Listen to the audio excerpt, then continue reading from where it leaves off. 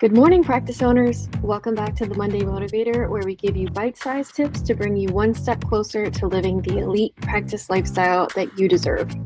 With that, let's get to our question and see what advice our expert has to offer us today. We all know that the vet industry has rapidly changed in the past 3 to 4 years, and as a result, a lot of owners are feeling like they're navigating all of these changes alone.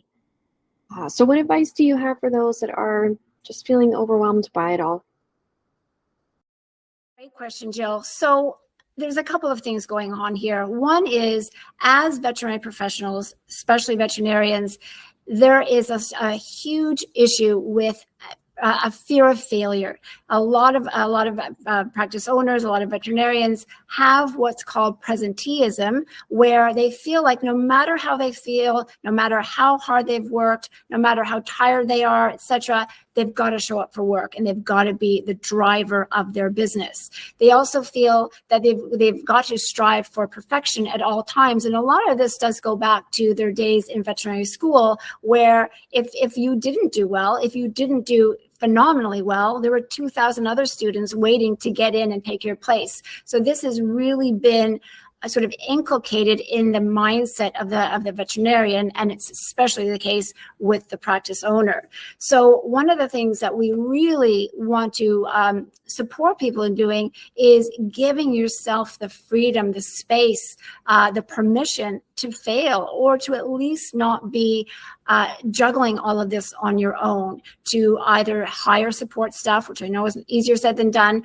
but to surround yourself with people who can be there to help you bear the burden of running these important practices.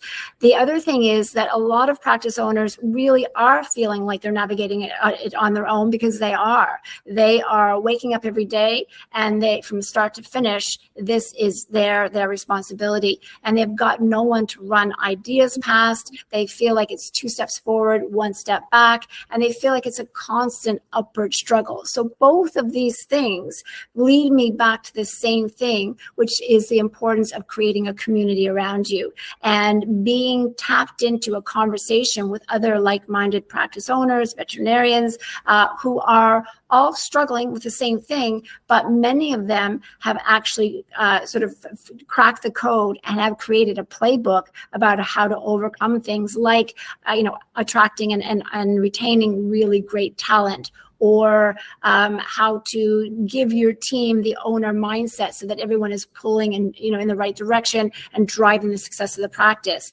or just how to do more with less. So it really does come down to who you're surrounding yourself with, and being able to check in with others, again, to share how you're feeling, but also to take from them, what they can share with you, so that you're not always reinventing the wheel, and you're really, it's sort of intellectual knowledge sharing, and it's also emotional sharing, so that people are really feeling like they're in this together. So that's what I would say. You don't have to do it on your own, and it's really about kind of getting rid of that head trash that makes people feel that they have to, because if they don't, they're failing, or they're giving in to their struggles. It's all right to do that. And if you are surrounded by a community, then you are just so much more likely to get through stronger and better on the other side.